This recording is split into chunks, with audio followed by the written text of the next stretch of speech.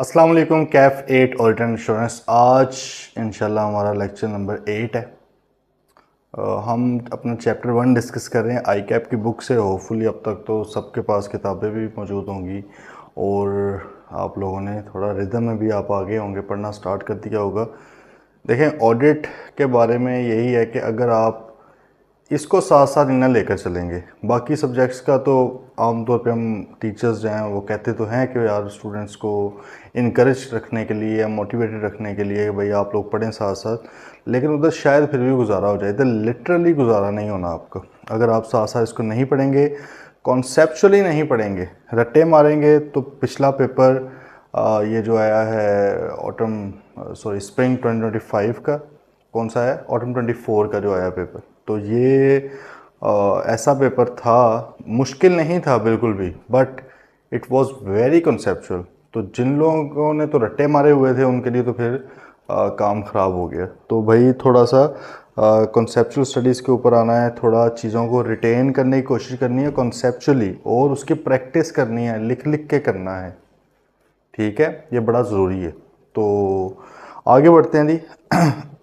कल हमने बेसिकली देखा कि आईफैक जो है, इंटरनेशनल फेडरेशन ऑफ अकाउंटेंट्स, एक बॉडी है, एक इंटरनेशनल बॉडी है जिसके 175 मेंबर्स हैं 130 कंट्रीज़ के अंदर। मतलब है कि इसका मुल्क मेंबर नहीं होता, जिस तरह यूएनओ है उसकी तो कंट्रीज़ मेंबर होती है ना, मतलब पाकिस्तान मेंबर है उसका, इंडिया मेंबर है, ठीक है, इंग्लैंड मेंबर है, वो उधर कंट्रीज़ होती हैं मेंबर। आईफैक के अंदर कंट्रीज़ मेंबर नहीं है, बल्कि जो अकाउंटेंसी बॉडीज़ हैं वो वहाँ पर मेंबर हैं। तो इसलिए 130 कंट्रीज़ की 175 बॉडीज़, किसी में एक से ज़्यादा भी हैं। जैसे पाकिस्तान की अगर बात की तो आई कैप भी है बॉडी, ICMA जो है, IC मैप, वो भी बॉडी है। ठीक है। तो भाई उस पर हमने पढ़ा कि उनके जो बोर्ड्स हैं डिफरेंट, सही है। उसमें से फिर हमारे रेलेवेंट कौन सा है, IAASB, international audit and assurance standard board, ये हमारे रेलेवेंट है। फिर हमने वहाँ पे थोड़ी सी बात ये भी कर ली कि यार ऑडिट एंड एश्योरेंस जो कि हमने पहले भी आई गेस सेकंड लेक्चर में भी डिस्कस किया था, उसको हमने दोबारा ज़रा देख लिया। फिर हमने कहा कि ये IAASB किस तरह के स्टैंडर्ड्स इशू करता है, और हमारे सामने आगे 5 तरह के स्टैंडर्ड्स हैं। जैसे एक तो आपके आइजाज़ हैं, ठीक है, जो हिस्टोरिकल फाइनेंशियल इंफॉर्मेशन का ऑडिट करने के लिए, रीजनेबल एश्योरेंस देने के लिए। देन हमने कहा ISREs हैं, जो कि आपका हिस्टोरिकल फाइनेंशियल इंफॉर्मेशन का रिव्यू करने के लिए, लिमिटेड इंश्योरेंस देने के लिए। इस तरह अदर इंश्योरेंस के इंगेजमेंट के वो स्टैंडर्ड्स हैं जो कि इनके अलावा उन चीज़ों को देखते हैं। देन हमने क्वालिटी कंट्रोल का की बात की कि वो भी है कि सब सर्विसेज जो हम दे रहे हैं उसमें क्वालिटी किस तरह मेंटेन करनी है, और इस तरह रिलेटेड सर्विसेज भी जिसमें कंपाइलेशन इंगेजमेंट्स आ जाती हैं या आपकी एग्रीड अपॉन प्रोसीजर्स की इंगेजमेंट्स आ जाती हैं वो। तो ये भाई थोड़ा हमने डिस्कस किया। फिर हमने कहा कि स्टैंडर्ड्स डेवलप किस तरह से होते हैं उसकी बात की गई है। आज भाई आगे बढ़ते हैं और आज हम इंशाल्लाह जो फर्स्ट स्टैंडर्ड है उसको थोड़ा डिस्कस भी करेंगे, और आप लोगों के साथ में असल में जो स्टैंडर्ड होता है वो भी शेयर कर लूँगा, ठीक है, ताकि आपको एक बार नज़र आए कि भाई स्टैंडर्ड बनता किस तरह से है, दिखता किस तरह से है, ठीक है। अगर उसको कभी रीड करना पड़ जाए तो वो किस तरह से करना है। देखें, अगेन बात वही कि प्रैक्टिकल सब्जेक्ट है, प्रोफेशनल लेवल का सब्जेक्ट है। इसमें ऐसे नहीं है कि मैं आपको सिंपल चीज़ें बताता जाऊं और आप उसको मैं जो भी बोल रहा हूं उसको ही हरफ आखिर समझ के याद करके बैठ जाएं। ये तरीका नहीं होना चाहिए प्रोफेशनल एजुकेशन के अंदर। जैसे हमारा जो है पाकिस्तान में कि भाई हर मसलक ने, हर जो है मौलवी साहब हैं उन्होंने अपना कोई सिस्टम बनाया हुआ है, बजाय इसके कि हमें गाइड किया जाए कि भाई कुरान आप खुद खोलो खुद पढ़ो, ठीक है। तो वो हमें बस एक डिफरेंट लाइन में लगाया हुआ है। तो इसलिए हर बंदे का अपना अपना कोई सिस्टम है, कोई किसी चीज़ को समझ रहा है ठीक है, कोई किसी चीज़ को समझ रहा है ठीक, जबकि जो असल एक चीज़ ही बस ठीक है उसको हम स्टडी नहीं करते गौर से। तो भाई सिंपल बात है, वही कॉन्सेप्ट हर जगह पे लगता है कि अगर आप असल चीज़ को पढ़ो, ठीक है, आप फॉर एग्जांपल कोई भी डिसिप्लिन पढ़ रहे हो, अगर आप उसकी बेसिक जो चीज़ है, बेसिक डॉक्यूमेंट है, उसको आप स्टडी करें, उसको देखें, तो आपको पता चले खुद भी कि भाई मैं, हो सकता है कि आपका सोचने का तरीका डिफरेंट हो सकता है, आप फिर क्वेश्चन करते हैं। अदरवाइज दूसरी बात क्या है कि आपकी जो क्वेश्चनिंग है उसको रोका जाता है, उसको ख़त्म कर दिया जाता है कि नहीं भाई जो इधर से आ रहा है वन वे ये कम्युनिकेशन है, यही एक्सेप्ट करना है, यही सब कुछ है और कुछ भी नहीं है। तो ये तो तरीका नहीं है, स्पेशली प्रोफेशनल एजुकेशन के अंदर। तो भाई थोड़ा सा इन चीज़ों को भी आप लोगों ने समझ कर चलना है। स्टार्ट करते नहीं, सबसे पहला हमारा स्टैंडर्ड है आइजा 200, इंटरनेशनल स्टैंडर्ड्स ऑन ऑडिटिंग 200। ये नंबर होते हैं उनके, आप लोगों को पता होगा। ये जैसे आप अकाउंटिंग के अंदर IFRS 1, IFRS 2 इस तरह, उधर IS 1, IS 2, ठीक है, तो नंबर आगे लगा होता है। तो इस तरह ही करके ये आइजा 200 से हम स्टार्ट करेंगे। ये है overall objective of audit. Overall objective क्या है ऑडिट का, ये स्टैंडर्ड आपको बताता है, ठीक है। अच्छा, अब इसको स्टार्ट करने से पहले ये बात है कि भाई स्टैंडर्ड्स के अंदर क्या क्या चीज़ें होती हैं। जैसे कि अगर आप लोगों ने रिपोर्टिंग के स्टैंडर्ड होपफुली दिखाए होंगे किसी टीचर ने, या बस वही चल रहा है, वन वे ही है, नहीं भी दिखाया तो देख सकते हैं आप, गूगल कर लीजिए, कोई भी स्टैंडर्ड आपके सामने आ जाएगा। अच्छा, उसके अंदर भी क्या होता है कि आपकी कुछ डेफिनेशंस दी होती हैं, ठीक है। आपको बेसिक जो इनिशियल रिकग्निशन है, अकाउंटिंग में बात कर रहा हूँ, वो बताई होती है कि एसेट की इनिशियल रिकग्निशन कैसे करनी है, लायबिलिटी कैसे करनी है, इनकम कैसे करनी है। फिर उसकी सब्सिक्वेंट मेजरमेंट अगर करनी है तो वो किस तरह से करनी है, देन उसके रिलेटेड डिस्क्लोजर्स जो हैं वो किस तरह से हैं, सही है। तो इसका मतलब है कि डिफरेंट चीज़ें इस तरह से आपको बताई जाती हैं। तो भाई यहाँ पर भी फिर कुछ चीज़ें हैं जो आपको बताई जा रही होंगी, उसको हम थोड़ा सा देख लेते हैं कि वो किस तरह एक ही पैटर्न में लिखे जाते हैं तमाम स्टैंडर्ड्स। पैटर्न मतलब कि पहले फ़लाँ चीज़ है, फ़लाँ चीज़, फ़लाँ चीज़, इस तरह। लेकिन उसके अंदर जो वर्डिंग है, उसके अंदर जो कॉन्सेप्ट है वो तो ऑब्वियसली डिफरेंट है, वरना सारे एक होते तो एक ही स्टैंडर्ड ना बन जाता। डिफरेंट स्टैंडर्ड्स हैं, ठीक है।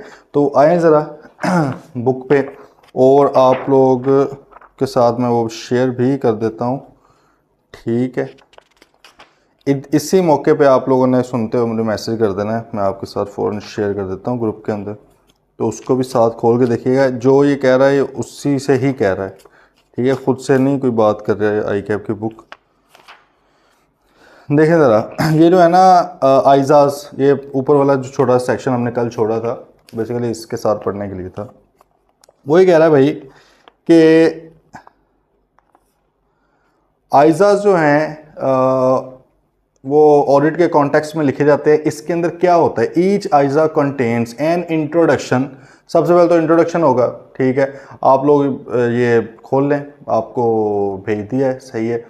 इसको भी ज़रा देखें। इसमें सबसे पहले इंट्रोडक्शन है, बताया जाता है कि यार ये स्टैंडर्ड जो है ये किस बारे में है, ठीक है, कब बना, उसकी इंफॉर्मेशन थोड़ी दी जाती है आपको। फिर आपका ऑब्जेक्टिव्स आ जाते हैं कि इसका मकसद क्या है, ये स्टैंडर्ड आपसे क्या चाहता है।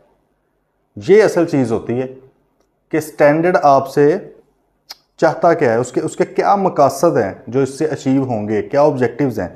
देन डेफिनेशंस, अगर उस स्टैंडर्ड के अंदर कुछ इस तरह की डेफिनेशन हो जो पहले नहीं पढ़ी हुई, पहले नहीं यूज़ हुई, तो फिर उसकी डेफिनेशन बता देता है, ठीक है। मिसाल के तौर पे आप फ़िलहाल इसको छोड़ें, अकाउंटिंग की अगर बात करें, IS 38 आपने खोला स्टैंडर्ड, तो उसके अंदर इनटेंजिबल्स आपने पहले नहीं कभी उसकी एग्जैक्ट डेफिनेशन का पता था, तो स्टैंडर्ड ने बताई कि भाई ये डेफिनेशन है, तो अपनी रेलेवेंट वो चीज़ बता देते हैं ना। बात आ रही नहीं समझ के, हमारे कॉन्टेक्स्ट में इसका क्या मतलब है। तो भाई यहाँ पर भी फिर अगर डेफिनेशंस हैं कोई तो वो बता दी जाती हैं। Then requirements which are shown by the word shall and are to be applied as relevant to the audit. और रिक्वायरमेंट्स बताई जाती हैं कि स्टैंडर्ड आपसे क्या रिक्वायर करता है। शेल के साथ the auditor shall perform, the auditor shall follow, the auditor shall carry out. Shall का मतलब क्या है पता ही ना, ठीक है, कि लाजमी करना है भैया आपने ये, this is the requirement of the relevant ISA. अच्छा, अब अगर आप वो चीज़ नहीं करते ना, तो फिर आप अपनी ऑडिट रिपोर्ट में ये नहीं लिख सकते कि भाई हमने ऑडिट किया है इन accordance with international standards on auditing. नहीं लिख सकते भाई, आपने तो फॉलो ही नहीं किया, आपने तो वो लाइन नहीं छोड़ दी। गल आ रही समझ या नहीं। अगर स्टैंडर्ड आपसे कोई स्पेसिफिक चीज़ कह रहा है, मिसाल तौर पर स्टैंडर्ड ने आपसे कहा है कि जी लेट्स से लीगल एडवाइज़र जो है कंपनी का, जो लॉयर है उसका, उससे कंसल्ट करें किसी मामले में, मिसाल दे रहा हूँ, ठीक है। उसने कहा हुआ ये सही है कि द ऑडिटर शैल कंसल्ट, इस तरह करके अगर उसने कह दिया, आप नहीं कर रहे, तो भैया आप किस मुंह से फिर ऑडिट रिपोर्ट के अंदर ये लिख रहे हो कि मैं तो फॉलो कर रहा हूं। देखे ये दुनियावी लॉज के अंदर तो नहीं ना हम लिख सकते, वैसे तो हम मतलब कि कहानी डाल देते हैं यार किसी को, करना कराना कुछ भी नहीं है हमने, लेकिन हम मुसलमान हैं इन दी एंड। वो तो हम भाग के कह देते हैं ना, फॉलो तो हमें कुछ नहीं करना, कोई तालीमात पे अमल नहीं करना, लेकिन इन दी एंड हम कहते हैं हम मुसलमान।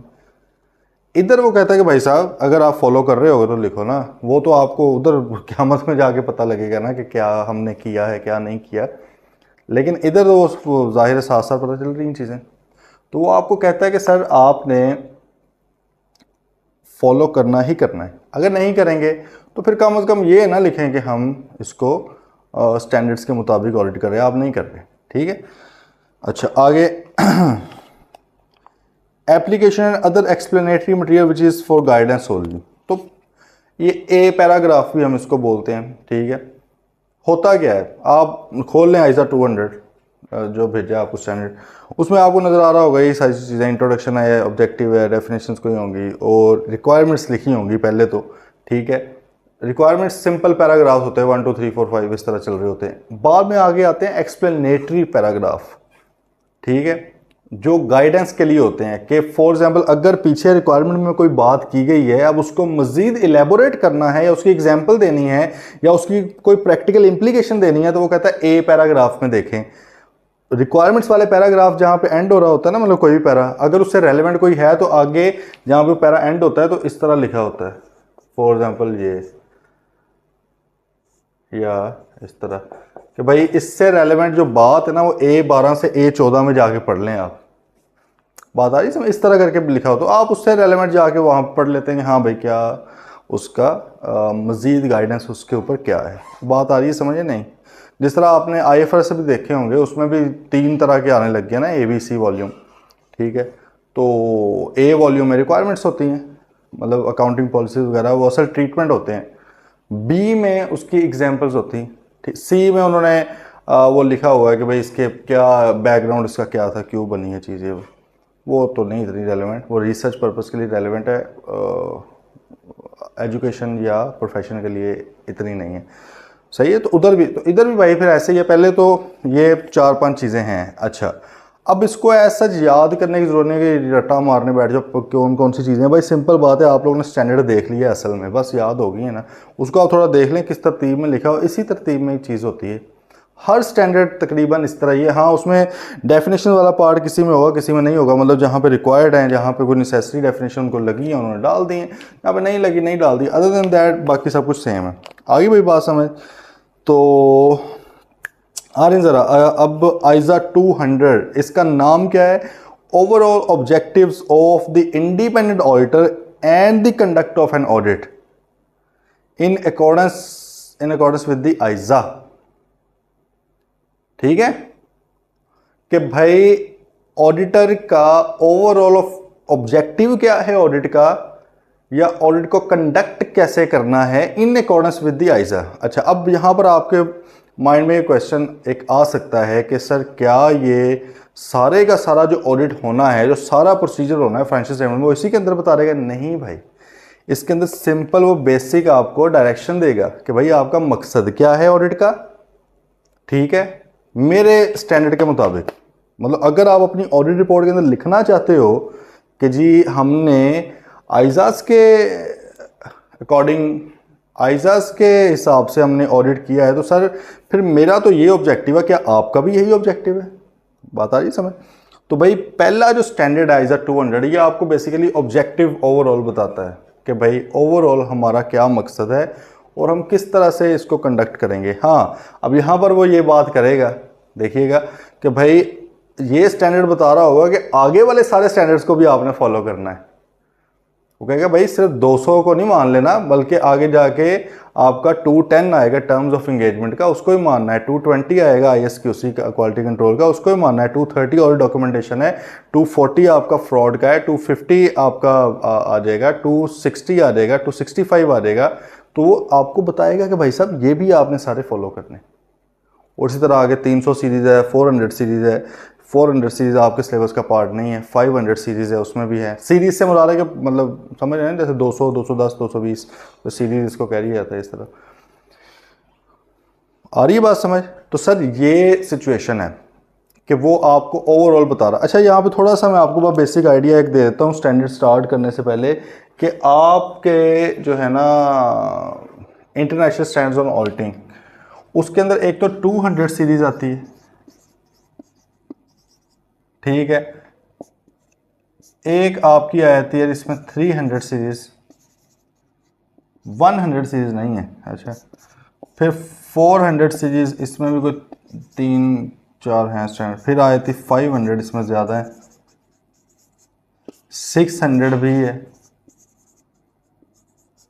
फिर आपकी 700 सीरीज़ इंतहाई इम्पोर्टेंट, ऑडिट रिपोर्ट कैसे बननी है वो 700 सीरीज़ बताती है आपको। फिर एक 800 सीरीज़ भी है। अच्छा, आपके सिलेबस में कैफ में this one and this one, इसमें से कोई भी स्टैंडर्ड नहीं है, सही है, एक भी स्टैंडर्ड नहीं है इन दोनों में से। बाकी ये जो है इसमें से आप लोगों का 610 एंड 620 है, 600 नहीं पूछ है आपके सिलेबस में, ठीक है। और बाकी मतलब कुछ ना कुछ थोड़ा थोड़ा है, कंप्लीट सीरीज़ कोई भी नहीं है आपकी। But this one and this one ये बिल्कुल ही नहीं है। तो आपको थोड़ा सा इसका आइडिया होना चाहिए कि अभी जो आप पढ़ रहे हैं वो कंप्लीट सिलेबस नहीं है ऑब्वियसली। जिस तरह अकाउंटिंग में आपने अभी तक कंप्लीट नहीं पढ़ा, तीसरी बार पढ़ रहे हैं ना अकाउंटिंग, इंट्रो R1 R2, अभी तक कंप्लीट सिलेबस नहीं है। मतलब सिलेबस तो कंप्लीट ही है, कहने का पर्पज़ है कि सारे स्टैंडर्ड्स नहीं है अभी, तो आगे CFAP 1 में भी आपके आएंगे। तो इस तरह इधर CFAP 6 में आएंगे। CFAP 6 में तो खुल के आ रहेगा ना ऑलरेडी, कि भाई ये लो सारा का सारा ही आ गया। अच्छा, आ जाएं भाई, वो गल समझ आ रही है कि नहीं, कि ओवरऑल ऑब्जेक्टिव हमारा क्या है। हर स्टैंडर्ड कुछ बता रहा होगा। जैसे आइजा 210 पढ़ेंगे, वो टर्म्स ऑफ एंगेजमेंट पे बात कर रहा होगा कि भाई आपने जो इंगेजमेंट चलानी है उसकी टर्म्स क्या होंगी, उसकी शराइत क्या होंगी, जो आपने असाइनमेंट करनी है, जो ऑडिट करना है उसकी क्या होंगी। फिर आगे आप 230 ऑडिट डॉक्यूमेंटेशन किस तरह से करना है, डॉक्यूमेंट किस तरह करना है, किस तरह पेपर्स के ऊपर आपने लिखना है या सॉफ्ट में लिखना है, वो बताएगा। तो हर स्टैंडर्ड का कोई ना कोई मकसद है। इसका क्या है, ये आपको ओवरऑल ऑब्जेक्टिव बताने लगा है, ठीक है। चलें जी, आ रहे हैं। वो कहते हैं the objectives of the audit are formally specified in ISA 200, उधर बताए हुए हैं क्या है जी, टू ऑब्टेन रीजनेबल एश्योरेंस। ये मेरे ख्याल में अब हम ये लाइन पूरी पढ़ेंगे ना तो इजी ऐसे समझ आएगी आपको इंशाल्लाह।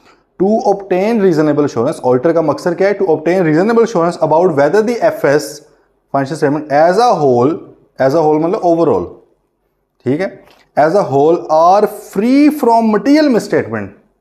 इसके अंदर कोई मटीरियल मिस स्टेटमेंट तो नहीं है। मिस स्टेटमेंट का मतलब क्या है, कोई चीज गलत लिख दी गई है। मटीरियल का मतलब क्या है कि कोई बड़ी चीज है। अब बड़ी चीज क्या है, ये ऐसे नहीं है कि मैं कुछ भी कह रहा हूँ यार फलां चीज बड़ी है, फलां चीज, क्योंकि कद की हाइट की मेजरमेंट नहीं यहाँ पे हो रही, ठीक है।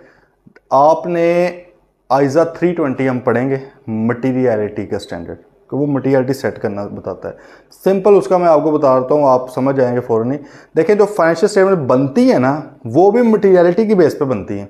मिसाल के तौर पे एक कंपनी है, यूनिलीवर की बात करें, बिलियंस की उसका रेवेन्यू है, उसके एक्सपेंसेस हैं, उसके एसेट्स हैं, लायबिलिटीज़ हैं। अब अगर उसमें से किसी के आप कहें कि कोई एक्सपेंस था, लेट से वो सारे एक्सपेंसेस वो लिख रहा है इस तरह नोट के अंदर, कोई 50-60 उसने एक्सपेंसेस लिखे हैं, कोई 70 करोड़, कोई 75 करोड़, कोई 1 अरब 2 अरब, सही है, 5 करोड़ 7 करोड़ 8 करोड़, बीच में कोई एक एक्सपेंस आ गया 70,000 रुपये का। आपके वो 70,000 वाले जो जहाँ पे करोड़ों की बातें, अरबों की बातें हो रही हैं, वो 70,000 रुपये वाले एक्सपेंस के लिए एक लाइन तय करेगा कि भाई यार ये फलां वाला एक्सपेंस है। वो इस तरह तो भाई 50,000 20,000 30,000 के पता नहीं कितने बन जाए, तो नोट तो आपका कोई 200-300 तरह के एक्सपेंसेस पे चला जाएगा। बात आ रही समझ, वो जो डिस्क्लोजर में होता है वो तो लंबा होता ही जाएगा। तो यूज़र कहेगा भाई क्या मैं इतना वेला हूँ, करोड़ों रुपया मैंने इन्वेस्ट किया हुआ है, अरबों रुपया इन्वेस्ट, तुम मुझे 70,000 की 50,000 की चीज़ें बता रहे हो। आइए बात समझ। तो दैट्स द मटीरियलिटी। आप मटीरियलिटी की बेस पर बनाते हो। आप कहते हो यार अच्छा ये छोटी मोटी चीज़ें मिसलेनियस में डाल दो, ऐसे है ना। अदर एक्सपेंसेस में डाल दो। एक छोटी सी एग्जांपल थी आपको ताकि समझ आए। अच्छा, लेकिन अब क्या ये मैं कह रहा हूँ कि 50,000 रुपया हर बार इमटेरियल होता है, ये भी से आती है। अब अगर एक कंपनी है उसका रेवेन्यू ही लेट से 5 लाख है, 6 लाख रुपए, ठीक है, उसके एक्सपेंसेस यही हैं 30-35,000 20,000 के, अब उसमें 50,000 रुपया का मटीरियल अमाउंट है भाई। हाँ, उसके लिए हो सकता है कि 50 रुपये इमटेरियल हो, 100 रुपये मटीरियल हो, बात आ रही समय। तो मटीरियलिटी का कॉन्सेप्ट भी एक आता है। तो ऑडिट, ये फाइनेंशियल स्टेटमेंट्स भी जो बनती हैं वो भी मटीरियलिटी बेस्ड बनती हैं, ठीक है। आप छोटी मोटी चीज़ें नहीं डालते उसके अंदर इस तरह, उसको मतलब अलग से इतनी इंपॉर्टेंस नहीं देते। वो न्यूज़पेपर आप देखते हैं ना, उसमें एक हेडलाइन होती है जो सबसे बड़ी होती है, वो उसको ज़रा मोटा करके मटीरियल चीज़ होती है ना, जो मटीरियल होती है वो कोने में डाली होती हैं। जिस तरह हमारे प्राइम मिनिस्टर जब जाते हैं किसी इंटरनेशनल कॉन्फ्रेंस के अंदर, तो मेन जो बंदे होते हैं, अब कोई 50 मुल्कों से लोग आए हैं, मेन जो बंदे हैं वो ऐसे सामने फर्स्ट रो में खड़े, और हमारे वाले को ढूंढना पड़ता है, ठीक है। तो वो कहीं जाके कोने में बैठे होते हैं कोई लेकर पॉलिश। अच्छा खैर तो मतलब है कि वो नहीं बनती ना इस तरह बात। फिर इमटेरियल चीज़ को आप फ्रंट पे नहीं रखते, सिंपल है, ठीक है। तो सर वो तो फाइनेंशियल स्टेटमेंट्स के हवाले से था। अब ऑडिट वाला भी यही कहता है कि यार इमटेरियल चीज़ों को छोड़ो यार, फारिग करो। हाँ, उनको डॉक्यूमेंट कर लो, मैं ये नहीं कहता कि डॉक्यूमेंट नहीं करना। ऑडिट के अंदर आपको एक मैं चीज़ यहाँ पे बता दूँ, इधर ही कहीं लिख लें, बार बार ये कोई, मैं आई गेस 50 बार तो ये लाइन बोलूँगा, ठीक है। फर्स्ट टाइम आज बोलने लगा, something undocumented is something undone. क्या लाइन है भाई? समथिंग अनडॉक्यूमेंटेड, डॉक्यूमेंट का मतलब पता लग गया ना, मतलब चीज़ को रिकॉर्ड करके रख लेना। ये जो लेक्चर्स रिकॉर्ड हो रहे हैं ये भी डॉक्यूमेंट ही है एक, ठीक है। आपके जो आप लिख कर चीज़ रख लेते हो वो भी डॉक्यूमेंट है, सॉफ्ट में पीडीएफ बना के रख लेते हो वो भी डॉक्यूमेंट है, एक्सेल में वो भी डॉक्यूमेंट है, हार्ड कॉपी प्रिंट निकाली वो भी डॉक्यूमेंट है। तो भाई ऑडिट के अंदर कहा जाता है कि something undocumented is something undone. अगर आपने कोई प्रोसीजर किया है, अगर आपने कोई वेरिफिकेशन की है बट आपने उसको लिखा नहीं है कि मैंने ये चीज़ की है, तो वो नहीं समझी जाएगी कि आपने किया। आप 100 तरले कर लो, कसमें खा लोगे भाई मैंने किया है मैंने किया, वो नहीं मानेंगे कोई। क्यों? क्योंकि आइजा 230 जब हम पढ़ेंगे वो कहता है क्लियरली कि भाई आपने ईच एंड एवरीथिंग डॉक्यूमेंट करनी है, सब कुछ आपने डॉक्यूमेंट करना है। आपकी मटेरियल में स्टेटमेंट है उसको भी डॉक्यूमेंट करो, इमटेरियल है उसको भी करो, लिख दो कि हाँ भाई ये इमटेरियल, पता तो लगे ना कि लिखी हुई होगी तो समझ आ जाएगी कि हाँ यार वाकई ही इमटेरियल है। अगर आप कहेंगे यार नहीं नहीं मैंने इमटेरियल बड़ी छोड़ दी है, तो हमें क्या पता कि वो इमटेरियल वाली छोड़ी है कि मटेरियल वाली छोड़ी है, बात आई समझ। तो बाद में वो QCR वाले आएंगे, ICAP की तरफ से, क्वालिटी कंट्रोल वाले, वो आगे देखेंगे आपने ऑडिट किस तरह का किया है, हु ऑडिट दी ऑडिटर्स, ठीक है। वो उसने आगे देखा कि भाई किस तरह किया, तो आपने आधी चीज़ें डॉक्यूमेंट ही नहीं की हुई, वो कहेगा ना भाई आप किस तरह के ऑडिटर हो, something undocumented is something undone, वो की ही नहीं है आपने, झूठ बोल रहे हो फिर आप, ठीक है। चलें जी, तो इसलिए इमटेरियल वाली को भी लिख लेना है। बट हमारा असल ऑब्जेक्टिव क्या है ऑडिट का? To obtain reasonable assurance about whether the FS as a whole are free from material misstatement. क्या वो मटेरियल मिसस्टेटमेंट से फ्री हैं? अच्छा, ये यहाँ पर ये ना समझ लेना कि हमारा ये मकसद है कि उनको मटेरियल मिसस्टेटमेंट से फ्री करना, नहीं नहीं नहीं नहीं, ये मकसद नहीं। ये तो मैनेजमेंट का मकसद था ना, अपनी फाइनेंशियल स्टेटमेंट्स को फ्री फ्रॉम मटेरियल मिसस्टेटमेंट करती, ये उनका मकसद था। हमारा मकसद वेदर दे आर, क्या वो फ्री हैं या नहीं, हमारा ये मकसद है। हम तो ऑडिटर्स हैं ना, सही है। हम वहां पर कोई रिफॉर्मर नहीं है कि रिफॉर्म्स करवाने गए कि हाँ भाई हम आए हैं, कोई नहीं आप गलतियां आपसे होती हैं, हम आपकी गलतियां सुधारने हैं फला फला। नहीं सर, हमने सिंपल है मिसस्टेटमेंट्स देखनी है, हमें मिसस्टेटमेंट लगी, हम मैनेजमेंट के पास गए, भैया ये गलती है इसको ठीक कर ले वरना मैं रिपोर्ट में डाल दूंगा। उसने ठीक कर लिया तो चलो खत्म होगी मिसस्टेटमेंट, ठीक है। अगर उसने नहीं की तो भाई रिपोर्ट कर दो, सिंपल। ये नहीं कि चलो मैं अगली बार अब देखूंगा इस बार माफ़ कर देता हूँ, नहीं भाई। स्टैंडर्ड्स कहते हैं माफ़ी शाफी कोई नहीं है, हाँ उससे पूछ लें गलती है, अगर वो सही कर लेता तो गलती रही ही नहीं ना फिर तो, ठीक है। नहीं सही करता, बहुत से लोग नहीं सही करते, कहते नहीं भाई हमने इस तरह शो करना, आप डाल दो जो नेगेटिविटी डालनी है आपने, क्वालिफिकेशन डाल दें रिपोर्ट में, फिर वो डालनी पड़ जाती है। Got it. अगला पॉइंट असल में समझना वो कहता है कि भाई आप, हमारा काम क्या है, रीजनेबल एश्योरेंस लेना कि क्या financial statements free from material misstatement है या नहीं, वेदर ड्यू टू एरर और फ्रॉड। चाहे वो मटेरियल मिसस्टेटमेंट फ्रॉड की वजह से हुई हो, चाहे वो मटेरियल मिसस्टेटमेंट एरर की वजह से हुई हो, हमने दोनों को ही पकड़ लेना है, दोनों को ही हमने देखना है। एरर पता ना, अनइंटेंशनल कोई मिस्टेक हो जाती है वो एरर होती है, फ्रॉड आपको पता है, बिजनेस लॉ में पढ़ा था किस दौर में, सही है। तो फ्रॉड तो वही है ना कि भाई आप इंटेंशनली, मैनेजमेंट जो है वो फ्रॉड कर रही है लोगों के साथ फाइनेंशियल स्टेटमेंट्स के अंदर। तो हो सकता है जो गलत बयानी हुई है, जो मिस स्टेटमेंट है उसके अंदर, वो एरर की वजह से हो सकता है फ्रॉड की वजह से हो। भाई दोनों को हमने देखना है कि क्या वो है तो नहीं, अगर है तो उसके ऊपर फिर आइजा 700 सीरीज के मुताबिक एक्शन लेंगे।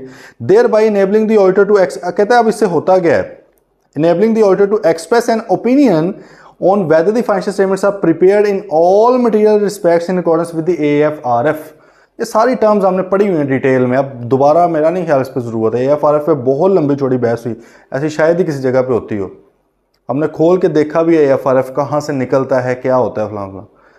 बेसिक मुद्दा उसका ये है कि भाईजान आइजा 200 ये बता रहा है कि ए ऑडिटर साहब, आपको भी पता ही होगा लेकिन मैं थोड़ा सा आपको क्लियरली बता दूं कि आपका ऑब्जेक्टिव बेसिकली ये है, आपने रीजनेबल एश्योरेंस लेनी है कि क्या फाइनेंशियल स्टेटमेंट्स के अंदर कोई मटेरियल मिसस्टेटमेंट, चाहे वो फ्रॉड वाली हो चाहे एरर वाली हो, वो तो नहीं एग्जिस्ट कर रही, ताकि आप फाइनेंशियल स्टेटमेंट्स के ऊपर अपना ओपिनियन दे सकें। क्या ओपिनियन दे सकें कि भाई फाइनेंशियल स्टेटमेंट, क्या financial statements in all material respect as a whole AFRF के अकॉर्डिंग बनी है या नहीं बनी। मिसाल के तौर पे आप ये कह लें कि अगर IAS 16 की बात कर लो, IAS 16 आपको कहता है कि आपने PPE का फिक्स एसेट स्केड्यूल जो होता है, ठीक है, उसको यही मेरे ख्याल में बोलते हैं, तो वो आपने एक स्केड्यूल बनाना है, ठीक है, उसमें कॉस्ट, एक्यूमुलेटेड डेप्रिसिएशन वगैरह वगैरह वो सारा कुछ आता है।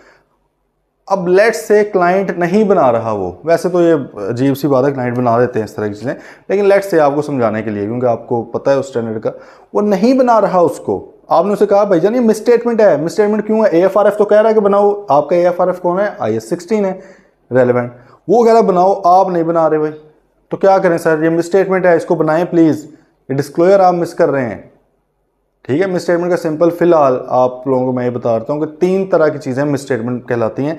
एक तो यह कि अकाउंटिंग पॉलिसी गलत है, सही, आपने अकाउंटिंग पॉलिसी ही गलत कोई चूज़ कर ली है। मिसाल के तौर पे आप ये कह लें कि IAS 2 इन्वेंट्री पड़ा हुआ है, IAS 2 कहता है कि भाई आपने जो है इन्वेंट्री रिकॉर्ड करनी है लोअर ऑफ कॉस्ट और NRV, नेट रियलाइजेबल वैल्यू, इन दोनों में से जो चीज़ लोअर होगी ना उसके ऊपर आपने रिकॉर्ड करना है अपनी इन्वेंट्री को, ये उसकी वो कहता है कि यही पॉलिसी होती है। अब आपने लेट से अपनी पॉलिसी बनाई हुई है कि inventory shall be recorded at cost only, सिर्फ कॉस्ट पे करनी है, तो भाई NRV वाला वो किधर गया चीज़, वो तो स्टैंडर्ड तो ये कह रहा है ना IAS 2, दोनों में से एक चीज़ जो लोअर है उसके ऊपर करना है। अब आपने अकाउंटिंग पॉलिसी गलत लिखी हुई है तो ये भी मिसस्टेटमेंट है। तो भाई मिसस्टेटमेंट्स, अकाउंटिंग पॉलिसी गलत होना ये मिसस्टेटमेंट भी है, मतलब इन अकॉर्डेंस विद AFRF ना होना, ठीक है। दूसरी एक मिसस्टेटमेंट हो सकती है कि अकाउंटिंग पॉलिसी चूज तो सही की है लेकिन उसकी एप्लीकेशन, उसकी जो इंप्लीमेंटेशन है, उसकी जो एंट्री है वो गलत आपने कर दी है। अरे बात, मतलब देखो आपने रखी वही है लोअर ऑफ कॉस्ट और NRV, लेकिन आपने जो कॉस्ट निकाली है वो ही गलत निकाल ली है, तो ये भी मिसस्टेटमेंट ही है, ठीक है। फिर एक होता है कि जो डिस्क्लोजर्स AFRF आपका रिक्वायर करता है वो वाले डिस्क्लोजर या तो ओमिट कर देते हो, डालते ही नहीं हो, या इनकम्प्लीट डालते हो। तो सिंपल बात है कि भाई AFRF जो कह रहा है आप उसके मुताबिक अमल नहीं कर रहे, this is a miss statement, ठीक है सर, गल आई समझ। तो ये है भाई, तो ऑडिटर साहब ने ये देखना है कि भाई कोई मिस स्टेटमेंट तो नहीं है मटीरियल जिसकी वजह से फाइनेंशियल स्टेटमेंट्स जो हैं ट्रू एंड फेयर व्यू ना दे रही हों ओवरऑल फाइनेंशियल स्टेटमेंट्स, ठीक है। तो ये ऑडिटर का बेसिक ऑब्जेक्टिव होता है। अब आपको क्वेश्चन होगा सर क्या इसको बैठ के इस तरह याद करना है? नहीं भाई, इस तरह याद नहीं करना, आपको बेसिक कॉन्सेप्ट इसका पता होना चाहिए बस। बेसिक अभी तक कॉन्सेप्ट हमने क्या डिस्कस किया है कि रीजनेबल एश्योरेंस हमने लेनी है, पहले सारी बातें हो चुकी थी। रीजनेबल एश्योरेंस लेनी है कि भाई क्या इन फाइनेंशियल स्टेटमेंट्स के अंदर कोई मटीरियल मिसस्टेटमेंट तो नहीं एग्जिस्ट कर रही, चाहे वो एरर वाली हो चाहे वो फ्रॉड वाली हो, जिसकी वजह से हमने बाद में ओपिनियन भी तो देना है फाइनेंशियल स्टेटमेंट्स के ऊपर कि क्या ये तमाम मटेरियल रिस्पेक्ट में AFRF के अकॉर्डिंग बनी है या नहीं बनी। तो अगर वो मटेरियल स्टेटमेंट होगी तो हम फिर ये कहेंगे ना कि नहीं बनी भाई, सही है। अच्छा, एक तो ये पॉइंट है। दूसरा पॉइंट क्या है, वो कहता है कि ये ओपिनियन बना के and to report on the financial statements, financial statement के ऊपर रिपोर्ट देनी आइजा 700 सीरीज के मुताबिक, और रिपोर्ट जो ऑडिटर्स रिपोर्टिंग ऑब्लिगेशन रेगुलेशन 2018 की है, रिपोर्ट देनी है and communicate as required by the ISA, और कम्युनिकेट करना है। कम्युनिकेट किससे करना होता है, वही एक तो आपने पहले डायरेक्टर्स वगैरह से कम्युनिकेट करना है कि सर ये रिपोर्ट देने लगा हूँ, मैनेजमेंट से कर लेना है।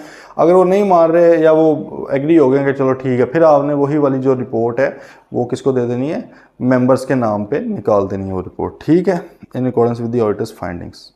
ओके भाईजान, ये तो था ऑब्जेक्टिव, मकसद क्या है 200 का।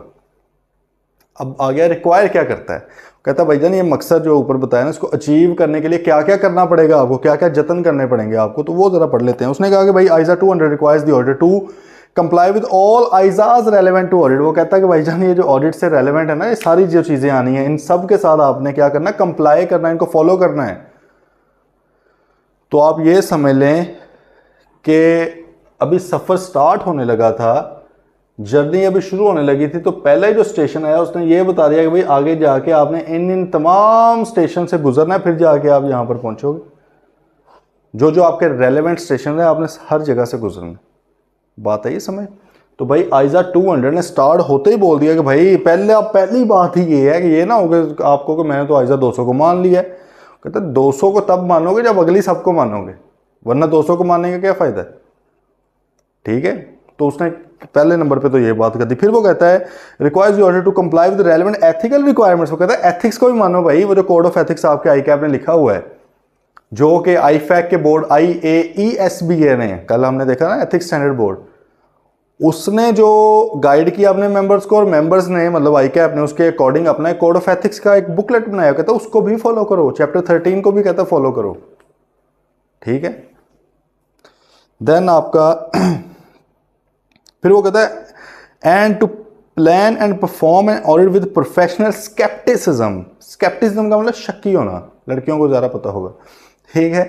तो थोड़ा शक्की सा होकर भैया आपने ऑडिट करना है। प्रोफेशनल स्केप्टिस, प्रोफेशनल इधर उधर वाली नहीं, ठीक है। प्रोफेशनल स्केप्टिज्म रखनी है कि भाई हो सकता है कि चीज़ के अंदर गलती पाई जा रही हो। अब ये नहीं कि हर चीज़ को गलत समझने लगे ना, पहले आपने चीज़ को ठीक ही समझना है। अनलेस वो देखो ना, वो हमने पढ़ा था प्रेमा फेशी, सही है, बज़ाहरन अपेरेंटली पहली नज़र में आप यही कहेंगे कि हाँ यार चीज़, लेकिन ये नहीं कि 100% उसको कंक्लूसिव मान लेना कि भाई बिल्कुल ही सही होगी, हाँ इसने बोला तो सच ही होगा।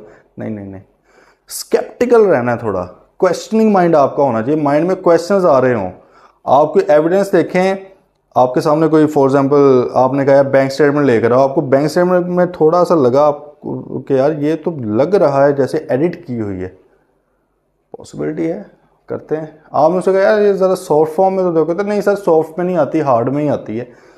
आपको शक पड़ गया यार ये क्या मतलब सॉफ्ट में मिल ही जाती है तो ये क्यों नहीं दे रहा, तो ये प्रिंटेड फॉर्म क्यों, हो सकता है इसने कुछ ना कुछ हैंकी पैंकी ना इसमें की, सही है। थोड़ा सा मतलब आपको इसमें लगा, आपने कहा कि यार फला रिसीवेबल है, आपने 50 लाख रुपए एक कस्टमर से लेना है XYZ लिमिटेड से, तो उससे मुझे ज़रा कंफर्मेशन ले दें आइजा 505 के मुताबिक, एक्सटर्नल कंफर्मेशन।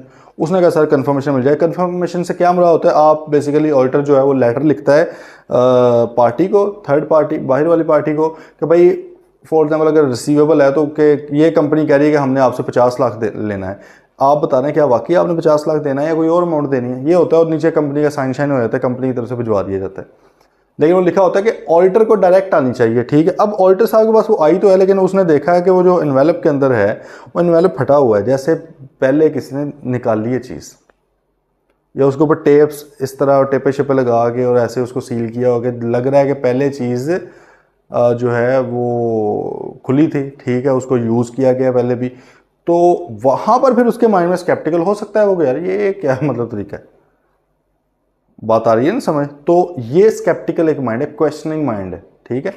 ये नीचे इसकी डेफिनेशन देख लें, वो कहता है प्रोफेशनल स्केप्टिसिज्म से क्या मुराद है, एन एटीट्यूड, एक ये एटीट्यूड है, मतलब एक आपका काम करने का तरीका है, सोचने का अंदाज है आपका, ठीक है। An attitude that includes a questioning mind being alert to conditions which may indicate possible misstatement due to error और fraud and a critical assessment of audit evidence. वही जो बात अभी हमने की है कि आप हमेशा थोड़ा सा ना स्केप्टिकल सा रहते हो कि यार कहीं कोई मिसस्टेटमेंट तो नहीं है इसमें, कहीं कोई फ्रॉड तो नहीं है इसमें, ठीक है। मिसाल के तौर पे एक चीज़ है, वो कंपनी गाड़ियां सेल करती है लेट से, ठीक है, ऑटोमोबाइल का उसका काम है, सबको गाड़ियां 1-1 करोड़ की दे रही है, उसके डायरेक्टर ने भी खरीदी है खुद या डायरेक्टर के बच्चे ने खरीदी है, ठीक है। अब वहाँ जैसे ही आपको पता लगा कि यार ये रिलेटेड पार्टी इन्वॉल्व है, आपको फ़ौरन स्केप्टिकल हो जाना चाहिए कि यार ये इसमें इसको ना ट्रांजेक्शन को मैं ज़रा गौर से देखूं, क्योंकि डायरेक्टर का बच्चा खरीद रहा, हो सकता है कि इसने 1 करोड़ की मार्केट रेट पे खरीदी ही ना हो सकता है इसलिए पैसे ही ना दिए हो, डायरेक्टर का बच्चा है, सही है। तो थोड़ा सा स्केप्टिकल आप हो जाते हैं। हाँ, हो सकता है कि जो आप सोच रहे हो बिल्कुल ही ना हो, but you have to be sceptical, सही है। आपका थोड़ा क्वेश्चनिंग माइंड होना चाहिए कि यार कहीं इसमें कोई मिस स्टेटमेंट वगैरह तो एग्जिस्ट नहीं कर रही। तो और जो भी ऑडिट एविडेंस आपको मिल रहा है, एविडेंस वही जैसे हमने कंफर्मेशन का वो एविडेंस ही है, बैंक स्टेटमेंट देखने की एविडेंस ही है, उसको थोड़ा क्रिटिकली असेस करना है, ठीक है, कि यार इसमें कोई झोल तो नहीं है ऐसा, ठीक है। तो भाई प्रोफेशनल स्केप्टिसिज्म मेंटेन करें। फिर वो कहते हैं exercise professional judgement in planning and performing an audit. अच्छा, स्केप्टिसिज्म से मुराद ये था कि थोड़ा सा शक्की हो गए, थोड़ा सा क्वेश्चनिंग माइंड के साथ देना। जजमेंट से मुराद क्या है? प्रोफेशनल जजमेंट से मुराद कि आपने अपना प्रोफेशनल एक्सपीरियंस इस्तेमाल करते हुए, अपनी एजुकेशन इस्तेमाल करते हुए, अपना बैकग्राउंड इस्तेमाल करते हुए, आपकी जो लोगों से डिस्कशन होती हैं उसको यूज़ करते हुए थोड़ा प्रोफेशनली जज करना है सिचुएशन को, ठीक है। क्योंकि देखें, ऑडिट के अंदर ये पहले भी हमने बात की थी कि जो इदारे हैं, जो जैसे आई कैप है, मतलब वो देखता है आपने ऑडिट किस तरह किया आपकी फर्म ने, वो बहुत ज़्यादा इज्जत देते हैं प्रोफेशनल जजमेंट को कि हाँ यार ऑडिटर की अपनी भी प्रोफेशनल जजमेंट है, उसका अपना भी तो एक माइंड है, हर चीज़ लिखी हुई के मुताबिक थोड़ी होनी है। प्रोफेशनल जजमेंट अलाउ की गई है स्टैंडर्ड्स की तरफ से, बट उसका रैशनल डॉक्यूमेंट होना चाहिए। ये बात फिर से आ गई है। अगर मैं कहूँ कि यार मैंने अपनी प्रोफेशनल जजमेंट में समझा है कि यार 50 लाख की चीज़ मटेरियल होती है, होगा कि समझा क्या है भाई, लिखा किधर है, सही है, मान लेते हैं, कोई रीज़न भी तो इसकी दे दो ना, हम रीज़न समझ लेते हैं एक बार। अगर रीज़न हमें समझ आ गई कि यार जो आपने रीज़न ली है वो ठीक है। जैसे अक्सर वो हम बात करते हैं कि एक ही चीज़ को वेरीफाई करने के 10 तरीके हो सकते हैं, 10 बंदों के पास, किसी के पास फलां तरीका, फलां फलां फलां, वो 10 तरीके हो सकते हैं, 10 के 10 ही ठीक हों। मैटर ये करता है कि क्या उन सब ने अपनी अपनी रीज़न, अपनी अपनी लॉजिक, अपनी प्रोफेशनल जजमेंट को डॉक्यूमेंट किया है। Otherwise something undocumented is something undone. अगर आपने डॉक्यूमेंट नहीं किया हुआ तो भाई वो, इसका मतलब आपने हमें तुक्का मारा है, तो तुक्के नहीं चलते भाई, ठीक है। तो प्रोफेशनल जजमेंट आपने अप्लाई करनी। प्रोफेशनल जजमेंट की भी इधर ज़रा देख लें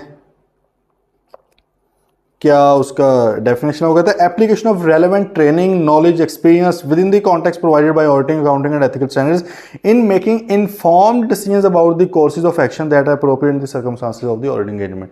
कि वो कहता है अपनी ट्रेनिंग, आपका आर्टिकल्स जो भी गुजरे हैं उसमें आपने जो सीखा है, आपका एक्सपीरियंस जो है, एजुकेशन है, आपको दुनियादारी का जितना का पता है, उसके मुताबिक आप गिवन जो सिनेरियो है उसके अंदर किस तरह से एक्ट कर रहे हो, किस तरह से आप एक्शन ले रहे हो, this is your professional judgement, सही है।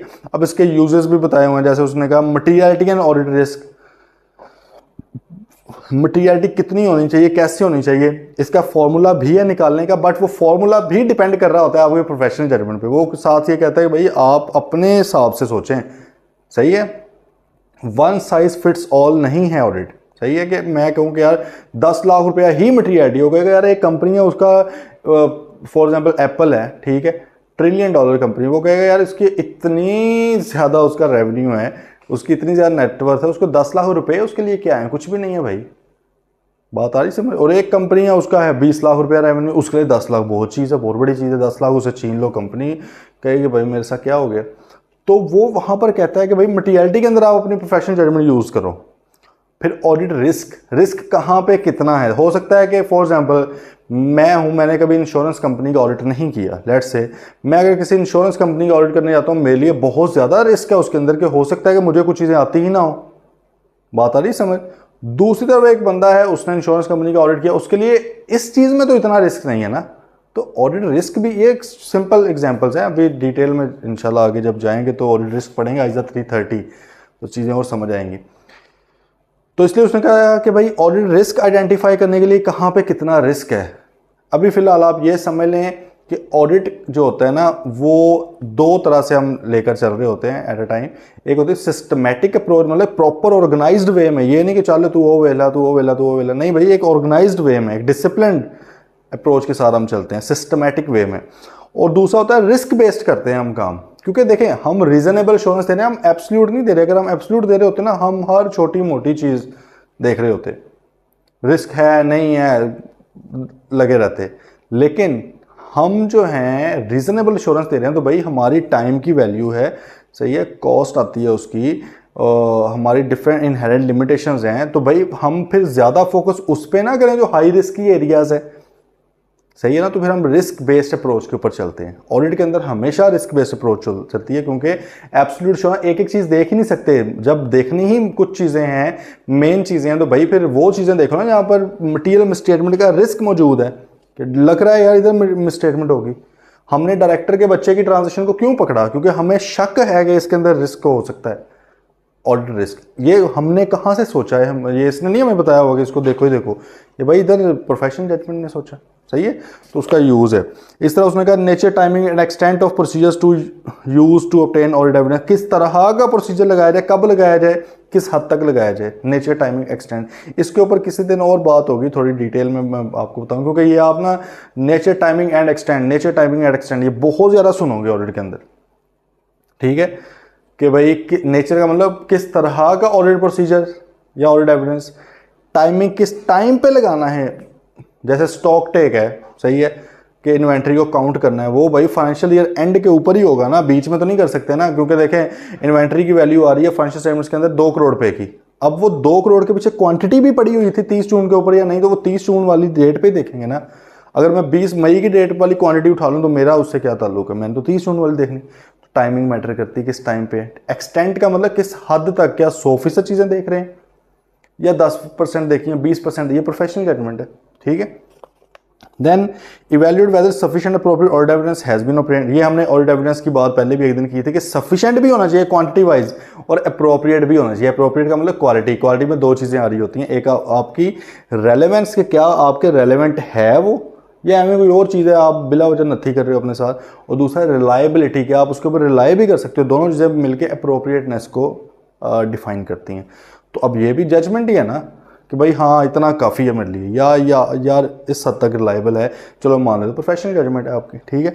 देन उसने कहा evaluation of management judgement in applying appropriate financial reporting framework. हाँ, मैनेजमेंट ने जो जजमेंट की है कि भाई हमारे ऊपर ये वाला AFRF लगता है, ठीक है, या AFRF की कोई सर्टेन कोई पॉलिसी है उसको इस्तेमाल करते हो, या कोई एस्टिमेट्स उसने यूज़ किए हुए हैं, तो भाई हमने अब उसकी जजमेंट को इवेल्युएट करना है, तो हमारी भी तो जजमेंट होनी चाहिए ना।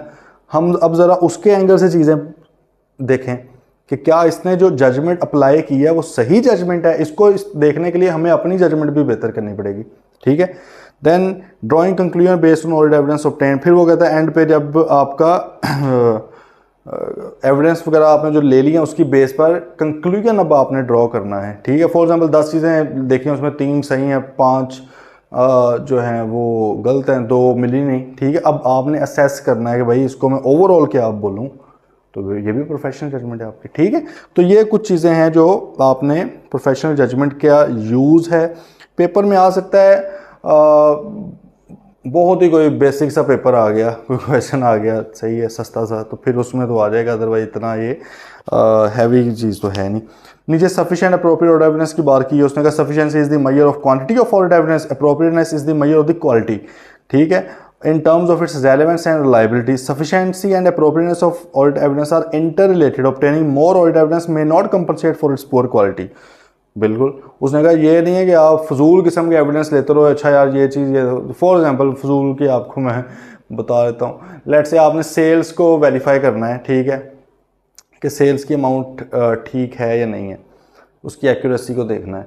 अब आप क्या कर रहे हैं कि सेल इनवॉइसेस देखी जा रहे हैं सिर्फ, ठीक है, और सेल इनवॉइसेस आप 10 की बजाय 100 भी देख लो, तो क्या उससे ये पता चल जाएगा कि भाई ये वाकई सेल अकर हुई हो? इनवॉइसेस तो फेक भी हो सकती है ना भाई, बात है ना समझ। अगर रिलायबिलिटी ही नहीं है, अप्रोप्रिएट ही नहीं है वो चीज़, तो उसको आप जितना मर्जी देखते रहो कोई फ़ायदा नहीं है। जैसे होता है ना कि अक्सर पेपर में क्वेश्चन आता है तो आप उसके अंदर सॉन्ग्स लिख के आ जाओ, अगर पढ़ने वाला सही है तो वो घंटा मारेगा, कहेगा चाहे तो 10 पेज इसके लिख दे, मेरे लिए तो इररिलेवेंट है भाई, वो उठा के फेंक देगा उसको। तो उसने यही कहा है कि सिर्फ आप अगर क्वांटिटी बढ़ाते जाओ, क्वालिटी कोई नहीं है, तो वो तो मतलब कि कोई उसका वो सही एविडेंस नहीं होता, ठीक है। ऊपर खैर प्रोफेशनल जजमेंट प्रोफेशनल स्केप्टिज्म की भी कुछ बातें की हुई हैं, वो भी देख लीजिएगा, सिंपल है। अच्छा, फिर आ रहे हैं आइजा 200 रिक्वायर करता है जी ऑब्टेन सफिशिएंट अप्रोप्रिएट ऑर्डर evidence to allow him to obtain reasonable assurance. तो ये 5 चीज़ें वो कहता है कि भाई आपने करनी है। ये आइजा 200 आपसे सर मांग रहा होता है। आगे बात समझ। तो अभी तक हमने आइजा 200 को क्या देखा है कि भाई इसका ऑब्जेक्टिव है कि आप ऑडिट करो इस तरह से कि रीजनेबल एश्योरेंस भी आपको मिले, ताकि बाद में आप जाके ओपिनियन भी दे सको कि financial statements in all material respects क्या ये AFRF के अकॉर्डिंग बनी है या नहीं बनी। ये सिंपल है। अब ये इसकी रिक्वायरमेंट्स थी कुछ, वो उसने आपको बता दी हैं। आगे आ रहे हैं जरा quickly. Inherent limitations of audit, ये पेपर में अक्सर आ भी जाता है क्वेश्चन। इनहेरेंट लिमिटेशन का मतलब समझ लें कि यार ऐसी लिमिटेशन, ऐसे उसकी हर्डल्स, ऐसी ऑब्स्टेकल्स, ऐसी रुकावटें जिनको ख़त्म ही नहीं किया जा सकता ऑडिट से, वो भी कुछ हैं जिसकी वजह से हम एब्सोल्यूट एश्योरेंस नहीं दे पाते भाई। कुछ ऐसे मसाइल हैं, वो क्या हैं देखते हैं। The auditor is not expected to, ना इससे एक्सपेक्ट किया जा रहा है, and can not reduce audit risk to zero and can not therefore obtain absolute assurance that the financial statements are free from material misstatement. अच्छा, अब यहाँ पर ना ऑडिट रिस्क का एक उन्होंने वर्ड डाल दिया है, थोड़ा सा आपको इसका पता होना चाहिए। वैसे ना हम आइजा 330 पे जाके इसको डिटेल में पढ़ेंगे। ऑडिट रिस्क का इधर ऊपर लिख लें कहीं। उसने बात क्या की है, पहले तो वो ये कह रहा है कि भाई ना तो ऑडिटर से एक्सपेक्ट किया जा सकता है कि वो जो है अपना ऑडिट रिस्क जीरो पे ले आए। जीरो मतलब कोई रिस्क है ही नहीं भाई। बिजनेस है, शटर खोलोगे तो रिस्क तो है ना, बिजनेस पे बैठ के तो रिस्क तो है। ऑडिट करने चले गए रिस्क तो है कि कई चीज़ें हो सकता है ओवरलुक हो जाए, कई चीज़ें हो सकता है हमें मिले ही ना। क्योंकि हम एब्सोल्यूट एश्योरेंस नहीं दे रहे, हम रीजनेबल एश्योरेंस दे रहे हैं। हो सकता है हमने जो 30% चीज़ें चेक की हैं वो सही है, 70% में किसी में मसला था और हमने देखी नहीं, लेकिन हम सारी की सारी देख भी नहीं पा रहे। एब्सोल्यूट एश्योरेंस तो नहीं हम दे रहे। तो ऑडिट रिस्क से मुराद क्या होता है? ऑडिट रिस्क से मुराद है कि कहीं मैं गलत ओपिनियन ना दे दूं। फिलहाल इसका ये बस लिख लें। ऑडिटर को ये रिस्क है, ऑडिटर को ये खदशा है कि कहीं मैं गलत ओपिनियन ना दे दूं। गलत ओपिनियन से क्या मुराद है? हो सकता है फाइनेंशियल स्टेटमेंट्स के अंदर कोई मिस स्टेटमेंट हो लेकिन मुझे नजर ना आए और मैं कह लूं फाइनेंशियल स्टेटमेंट्स ओके हैं, ये भी ओपिनियन हो सकता है। हो सकता है कि फाइनेंशियल स्टेटमेंट्स के अंदर कोई मिसस्टेटमेंट ना हो, ओवरऑल सिर्फ एक आधी को मिली थी और मैंने उसकी बेस पर प्रोजेक्ट कर दिया। देखिए अभी थोड़ा इस तरह समझें, सैम्पलिंग पे काम होता है ना। मिसाल के तौर पे 100 में से 30 चीज़ें देखी, 30 में से 5 चीज़ें गलत निकल आई, तो मैंने किया 5/30 जो भी आ गया, मैंने उसको फिर 100 के हिसाब से एक्सट्रैपोलेट करके देख लिया कि भाई अच्छा अगर 30 में से 5 गलत हैं, ठीक है, या सादा सी बात करें 30 में से अगर 10 गलत हैं, तीसरा हिस्सा गलत है, तो 100 में से इसका मतलब है कि 33 गलत है। हो सकता है कि बाकी 70 में से गलतियां हो ही ना। इतनी बात आ रही समझ, क्योंकि हमने वो देखी तो नहीं है। तो दोनों रिस्क मौजूद होते हैं कि यार मेरा ओपिनियन कहीं मैं गलत ना दे दूं। हो सकता है कि मिस स्टेटमेंट हो ना, मैं लिख बैठूं, हो सकता है मिस स्टेटमेंट हो लेकिन मैं ना ओपिनियन में लिखूं, नज़रअंदाज हो जाए। ज़्यादा खतरनाक कौन से वाला है?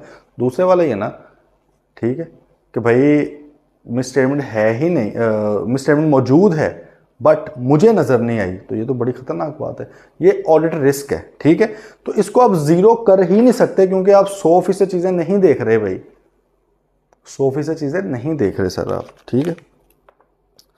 अब आगे वो कहता है this is because there are inherent limitation of an audit which result in most of the audit evidence on which the auditor draws conclusion and basis the auditor's opinion being persuasive rather than conclusive. क्या conclusive evidence नहीं होता, हतमी evidence नहीं होता, persuasive होता है, ठीक है, हतमी नहीं होता वो, सही है। इस पर पहले ही बात हो गई थी। आगे आ रहे हैं because of the inherent limitations of audit there is an unavoidable risk, इसको अवॉइड नहीं किया जा सकता, अनकंट्रोलेबल है, that some material misstatement of the financial statement may not be detected. हो सकता है कुछ मटेरियल मिसस्टेटमेंट ना भी हमें डिटेक्ट हो, even though the audit is properly planned and performed in according with ISAs. वो कहता है बेशक ऑडिट आपने बड़ा टिचू टैली करके चलाया, बड़ा ज़बरदस्त आपने आइजाज को हर्फ ब हर्फ आपने पढ़ के उसके मुताबिक अमल किया है, लेकिन still there is an inherent limitation के क्योंकि आप 100% चीज़ें नहीं देख रहे, तो भाई हो सकता है अभी भी कोई मटेरियल मिसस्टेटमेंट रह गई हो। ये है तो ना, ये तो रिस्क तो है ऑब्वियसली। आगे कहते हैं preparation of financial statements involve judgement by management.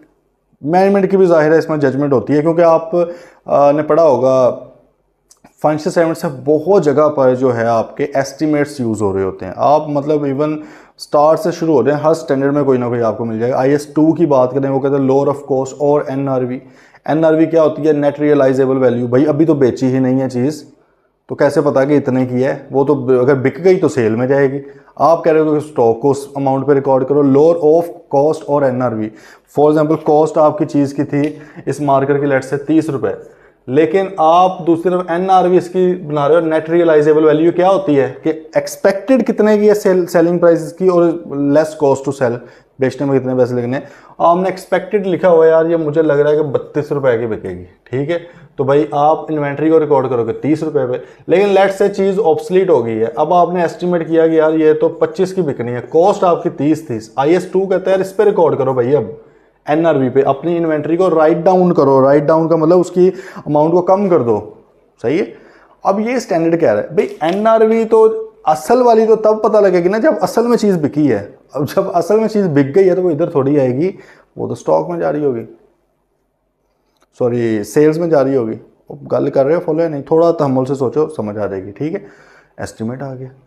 IS37 आपका एस्टिमेट्स है, एस्टिमेट्स ही है ना, प्रोविजंस कंटीजेंसी वगैरह, वो क्या है? अभी कौन सी सारी चीज़ें हो गई हैं, ठीक है। तो भाई एस्टिमेट्स बहुत ज़्यादा इस्तेमाल होते हैं।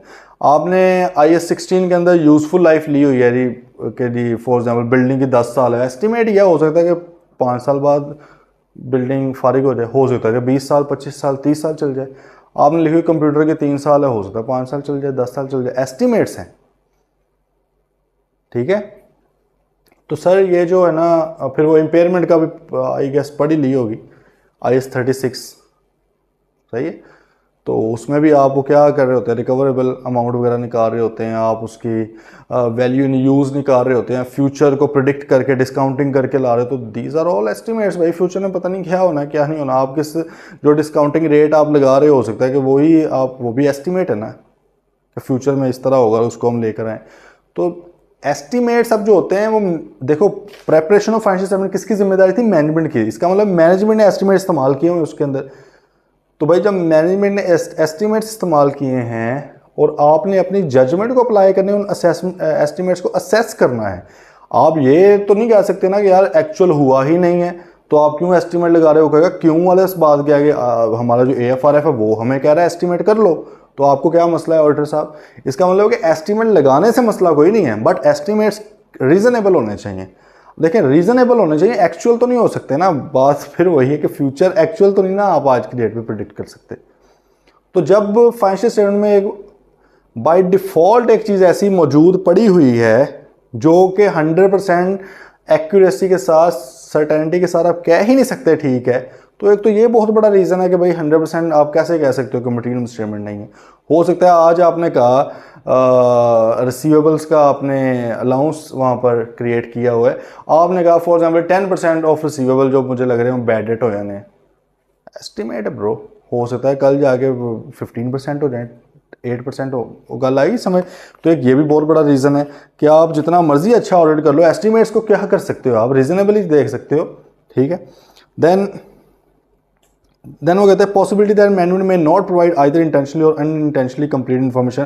फिर एक ये भी रीज़न हो सकती है, हो सकता है मैनेजमेंट आपको कंप्लीट इन्फॉर्मेशन ही ना दे। फिर फ्रॉड में involve sophisticated and carefully organise क्यों। कई बार वो कहते हैं फ्रॉड करते हैं, ऐसा कमाल किस्म का फ्रॉड करते हैं पता ही नहीं चलता कई साल कि फ्रॉड हुआ है इसके अंदर, ठीक है। एसेट्स को ओवर स्टेटस खूबसूरती के साथ किया है कि नहीं पता चल रहा है ऑडिटर को, ठीक है। या रिलेटेड पार्टी के साथ ट्रांजेक्शन्स किए हैं लेकिन इस तरह की हैं पता ही नहीं चल रहा है। SPVs बना के, स्पेशल पर्पस व्हीकल्स बना के इन्वेस्टमेंट्स की जा रही हैं। आप देखें कि पाकिस्तान में वो ओमनी ग्रुप का वो जरदारी साहब के साथ वो पूरा स्कीम आई थी, वो FIA ने बड़ा, उस पर कुछ भी नहीं निकला उसमें से। एक तो ये रीज़न है कोई निकालना नहीं चाहते, वो इन्हीं को तो लाना होता है, तो इतना बड़ा तो नहीं फिर उन पर कर सकते, ठीक है। और सेकेंडली वो नाअहल से लोग हैं, मतलब वाइट कॉलर क्राइम पकड़ा ही नहीं जाता। तो जब उनसे नहीं पकड़ा जाता, जिनके पास इन्वेस्टिगेशन का इख्तियार है, जिनके पास ये भी इख्तियार है जिस्मानी रिमांड ले सकते हैं, जिनके पास ये इख्तियार है जिस हद तक जाना चाहते हैं जा सकते हैं, तो ऑडिटर गरीब के पास तो ये इख्तियार ही कोई नहीं। हमने तो ऑडिट करना है, हम तो इन्वेस्टिगेट भी नहीं कर सकते जाके, हमारे पास तो इख्तियार ही नहीं है। हमें तो प्यार मोहब्बत के साथ चलना है, तो प्यार मोहब्बत के साथ कितना वो बता देंगे। हो सकता है अगर फ्रॉड बहुत ही कोई उम्दा तरीके से किया तो हमें ना पता चले। Then there is an expectation by user of financial statement that auditor will form an opinion within a reasonable. हाँ, कहता है कि ये भी तो है ना भाई कि यूजर साहब कह रहे हैं यार ये तो 10 दिन का ऑडिट है, ये तो 15 दिन का ऑडिट है, सही है, और मुझे तो 7 अक्टूबर तक चाहिए, ये डेट हमें पता है। तो भाई अब फिर तसल्ली से तो नहीं ना हो सकता जब ऊपर एक तलवार लटकी हुई है, डाटा बहुत ज़्यादा हो, but still we have to comply with the stipulated time, जो भी टाइम है, तो फिर उसमें तसल्ली से तो नहीं ना एक चीज़ देखी जा सकती। तो ये कुछ ना रीजंस वो बता रहा है कि इनहेरेंट लिमिटेशंस है। ठीक है,